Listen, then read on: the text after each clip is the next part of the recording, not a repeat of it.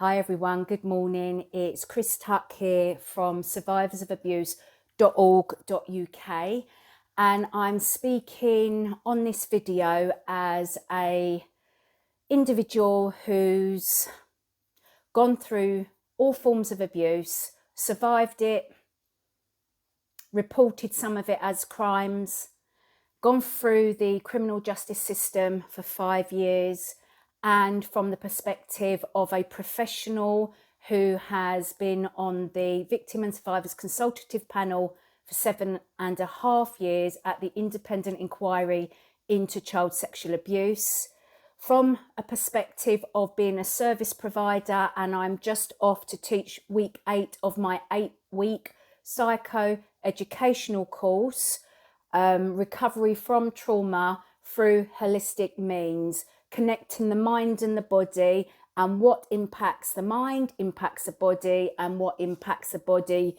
impacts the mind. So there's lots of interconnection there.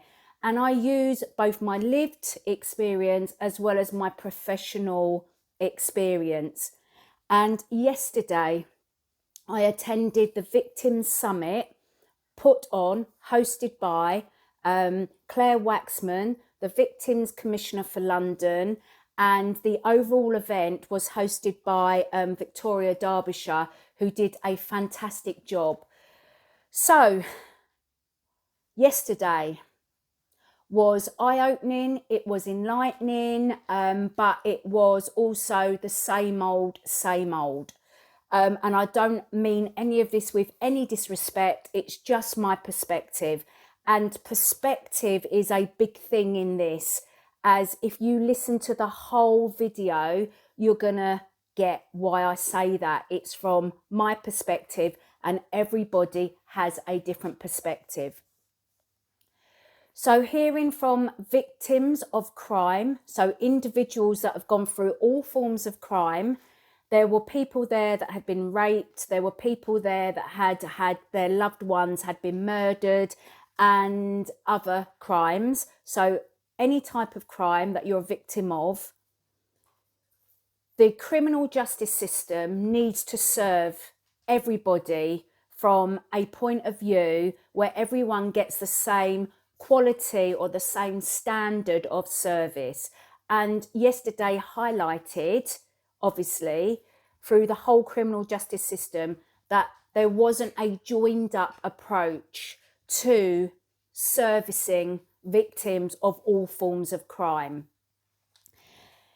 I heard many times from the victims, which was backed up by the professionals, that victims deserve respect, compassion, dignity, sensitivity, and respect. Now, obviously, yesterday was about the breakdowns throughout the whole system and it not being a joint up system, that all the professionals worked in silos. There are many reasons for this, why this happens, but from the victim's perspective, based on the Quebec model, we heard from the minister from Canada, Quebec, who has actually implemented a system that truly puts the victims of crime at the heart of the service across the whole criminal justice system, puts their needs at the forefront. And we don't do that in the UK. And Claire is calling for a whole different approach to dealing with victims of crime. And if they go through the criminal justice system, how do we make sure that the system is not re-triggering, not re-traumatizing, and it has the needs of victims of crime at its heart, genuinely at its heart. So it was an eye-opener in that respect to see how the Canadian system actually has worked and is working, and how it's going to be tweaked throughout its pilot phase, how it's being tweaked to truly meet the needs of victims of crime.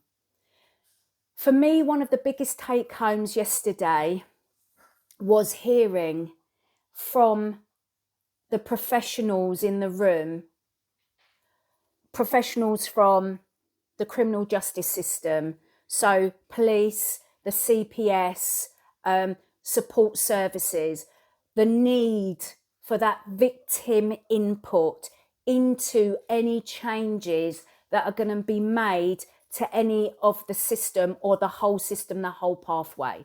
So the victim's experience, the victim's voice is so, so important. And that's what the VSCP, the Victim and Survivors Consultative Panel, brought to the independent inquiry into child sexual abuse. That was key in making or bringing to life the pathway, the breakdowns in communication, and to bring into the fore really that in order for a system to work, truly work, it needs the voice of the victim, of the survivor, of the individual that's undergone the crime, the impact, to truly bring to life the system that needs changing. So what is wrong with the system? How can it be changed to meet the needs of the victims, the survivors, the individuals that system impacts? So that was, I know this already, yeah, but many people in the room hadn't heard. The people responsible for putting systems in place haven't truly heard the importance of that voice from the service user of that system. Now, I know us who work in the third sector, we always have that service user input to make sure that our service delivery does deliver on what the victim, survivors, the service user truly needs. We use that as part of tweaking, improving, making sure that our service delivers. However, in my experience, those in statutory services, those who put those services in place, they use the voice of the service user as a tick box. They go, yes, we've consulted, yes, we've heard, but then they go and put something in place that just doesn't meet the needs of that service user. And I've heard it time and time and time again from the service providers and the service users. In order for the service provider to get a particular tranche of funding for them to provide their service, they have to meet these tick boxes. And in the end, we lose sight of the service user needs because of the bureaucracy, because of the rules around a particular tranche of funding. Yeah, I hope that comes across quite clear.